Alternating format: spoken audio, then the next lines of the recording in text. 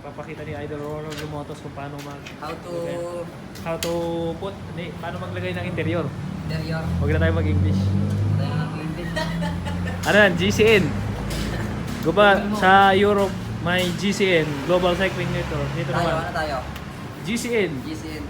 Joshua Carino Cycling Network. J naman yun eh. Yan, nakita nyo paano magkalit na ang interior. Lord. Saglit lang, kinamay niya lang. Wala nang panikwat. Siyempre. Kasi malakas yung kamay niyan eh. Hindi na kailangan isikwatin. Wala ka sana all malakas. Tapos, ano yung tamang hangin sa gulong? Mga pag nag-training ka, tamang 80 isang daan. Pag mga actual race na, kailangan mga 110 to 120. So, ang gulong na nilalagay, hangin ng gulong. Sa ano lang, 90. Pag clean no? Oo naman. Kasi ano ang gulong namin na clean share.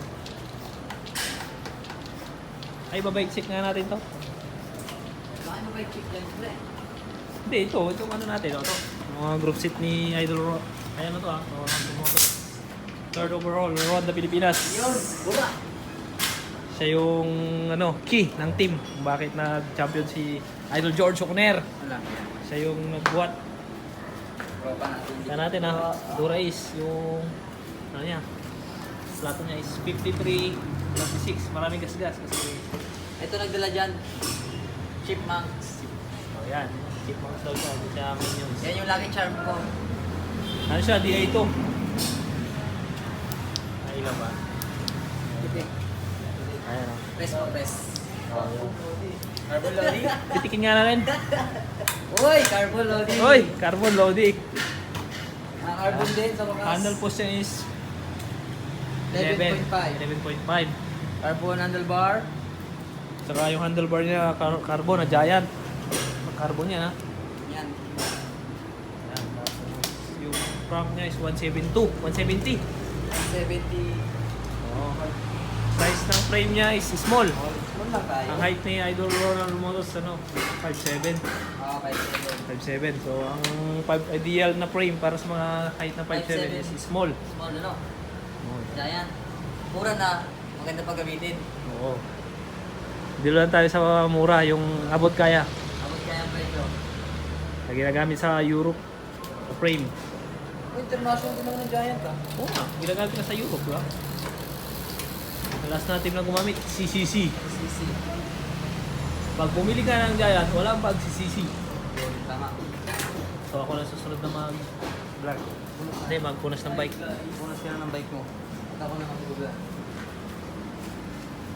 Iba-bike check ko din yung bike ko. Sunod natin yung bike ko. Ano ka punas ko? As you can see. Kung makikita nyo, may ilaw yung bike ko. Kasi ano yan.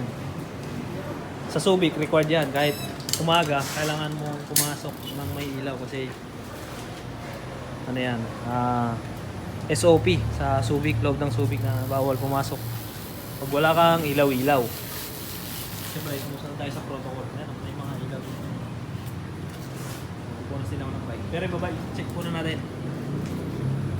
May ako, Garmin. 820. Touchscreen na siya. Tapos, handle post ko is 110. 11 kung tawagin. Tapos, ang handlebar ko is FSA. Ito, nakapwersa na, napudpud na. Bago lang yan, pero napwersa, kaya ganyan.